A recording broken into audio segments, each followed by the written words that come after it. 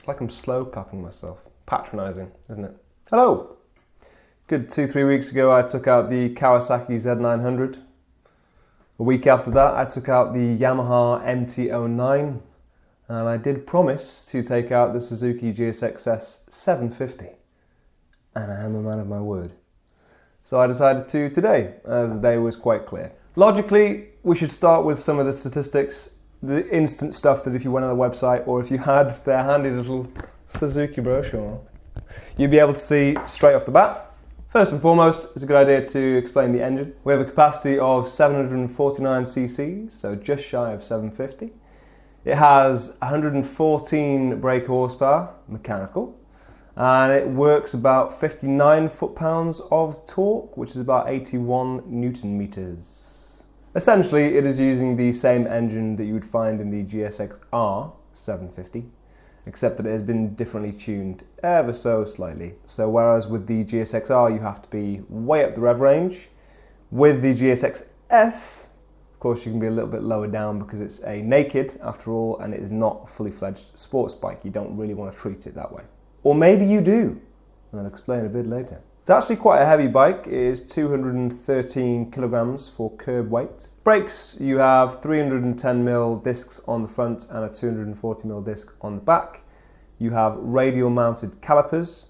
You also have ABS. Suspension, of course, you have KYB front and back, and they are adjustable for preload. And that is it. They look like they should be adjustable for more because they're so fancy and gold looking, anodized, but they're not. Just preload. That's basics. The switchgear feels a little plasticky, maybe. I don't know. Maybe that's just nitpicking. It is. It's nitpicking. It feels fine. I tell you what I did notice that was quite nice. Actually, one thing is that the revs, you've got your gauge that goes up that you wouldn't really notice on most bikes. I still really like an analog clock or something very visual to see what your revs are actually doing. But as a little niggle of mine, it's got a little dark square around the 5 and the 10. That, conveniently, is there to tell you that it's fun to play between 5 and 10. Big 5, big 10. Stay above 5. Under 10. Above 5. It's only a tiny little touch, but I have to say I did appreciate it. Or appreciate. Envelope. Envelope. Garage. Garage. Garage. What am I trying to say? It's a big display. Fairly easy to read quite quickly, although there's a lot going on, so it's a bit distracting when you're just glancing at it quickly. But I like the fact that it's got those lights either side. I mean lights, coloured lights, so that you know your engine warning lights come on or your traction control lights come on the side, on the periphery of the actual screen itself. Thank you, Suzuki. The other thing I would say with the actual switchgear and what you get, obviously you get different traction control settings. You get your 1, 2, 3 and off. I had a little play around with them. I know it does something to the actual power itself. 1 is your sporty setting. Actually off is probably your most sporty setting, but you've got 1. 2 is your kind of neutral halfway house, and 3 is if it's pissing it down, then obviously you want more traction control to make sure your wheels aren't slipping around. And that I'm sure will limit the power a little bit. I did play around with all of them. I went from 3 to 2 to 1, 2 off, and I didn't notice a huge difference, but then I guess I wouldn't because it was a very sunny day. You can change the traction control whilst you're riding. Myself, I just pulled in the clutch and let the revs off and played around with it then. I assume that's how you do it, or how you have to do it. It's just a little fiddly with just the one thumb. Now on to the review and actually what I think of the bike. Is it good? Yes. There you go. Take that with you. So first and foremost, we're dealing with a 4-cylinder. Now with a 4-cylinder, it means that you need to chase the revs to a certain degree with most of them. So at low revs, it does feel a little bit slow. But it's a double-edged sword because that also helps it to feel very smooth. It doesn't jerk around, and in a town, that works really well. If you need to punch it and get out of the way of something, it doesn't have the instant punch that some other bikes do have. But as I say, the smoothness really is rewarding.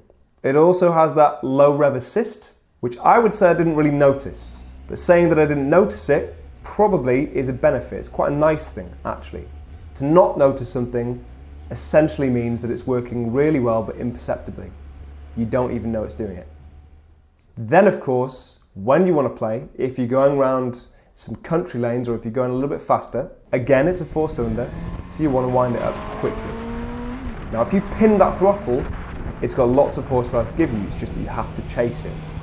Obviously it is a little bit shorter, it's got more teeth than that rear sprocket, so it's a bit more aggressive, but not hugely so, especially in comparison to some other bikes I've ridden recently. You just have to plan a little bit better.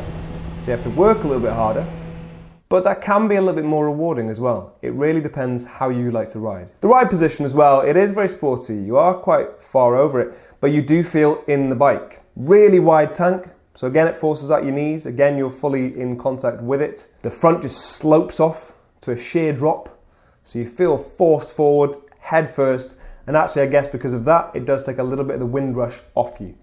If you're doing motorway miles, I'm sure you'd notice it very quickly, but if you're riding around fast in the country, then you probably won't notice wind all that much. The brakes are adequate, they're very good. Front is very good, back, again, I probably just want more from any bike really, you don't get much feel from there, but then as we all know, more of the brake is up front anyway. But they are reasonably impressive, I suppose. Radial mounted Nissans, 4-piston, 310mm disc, plenty of bike. The airbox is quite aggressive. Now, only to compare it to Kawasaki very briefly, the Kawasaki has that notably aggressive airbox that they've made a point of mentioning. But I have to say, on the Suzuki, it sounded a little bit more aggressive. Now then, it is prudent at this stage to compare it to its rivals, as I have mentioned them so many times over. So first and foremost, as it stands, on their websites in the UK, the Suzuki is the cheapest. The Suzuki comes in at £7,699.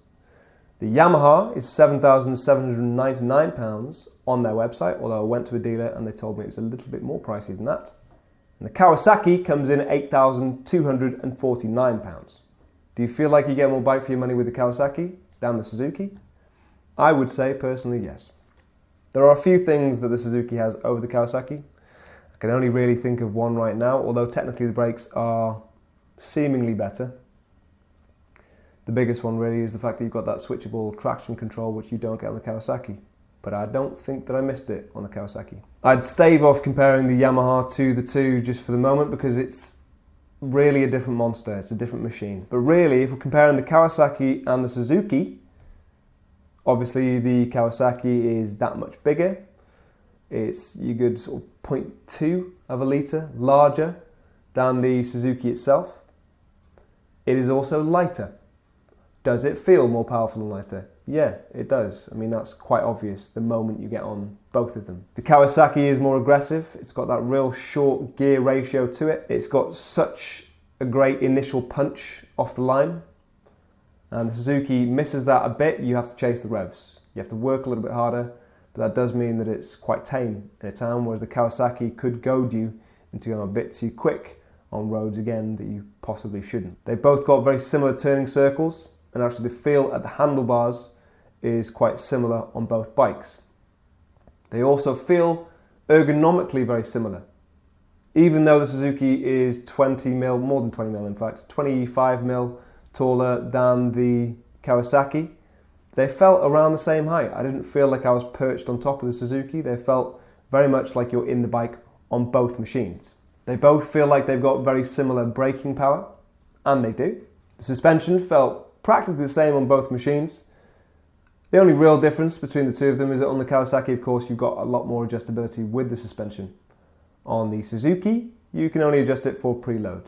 Even very similar in terms of styling. So really it comes down to taste between those two bikes. For the Kawasaki, if you want one that is more powerful and it's instantly rewarding and it's very easy to use, then maybe you'll side with that a little bit more. For the Suzuki, I feel like that would be very satisfying. If you really did get a good run out on it, I feel like you could take the praise from that. You get back off the bike at the end of the day and you think, do you know what? I did that. The bike helped out, the bike was great, but that was all me, this guy. I'm super quick. Whereas in the Kawasaki, I feel like it would get lost in how good the machine is itself. Really then, Between those two, maybe you want to have a little look at the GSX S1000, which of course is more expensive than the Suzuki 750, but also more expensive than the Kawasaki Z900. Possibly one to look at though, because that will be closer matched to the Z900, because of course it is more powerful. Then of course for the Yamaha, now if I had to pick out which person would prefer the Yamaha, if you prefer all of your technical additions, then go with the Yamaha.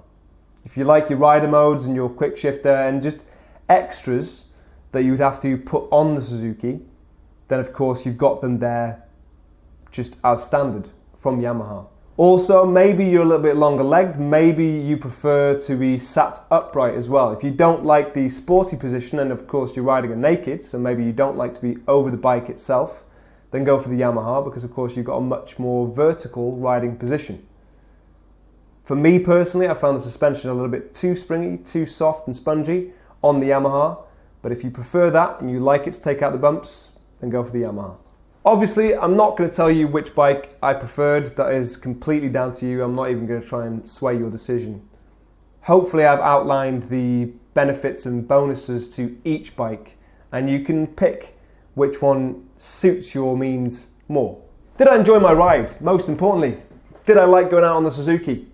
Yeah, it's a great bike. It's really fun.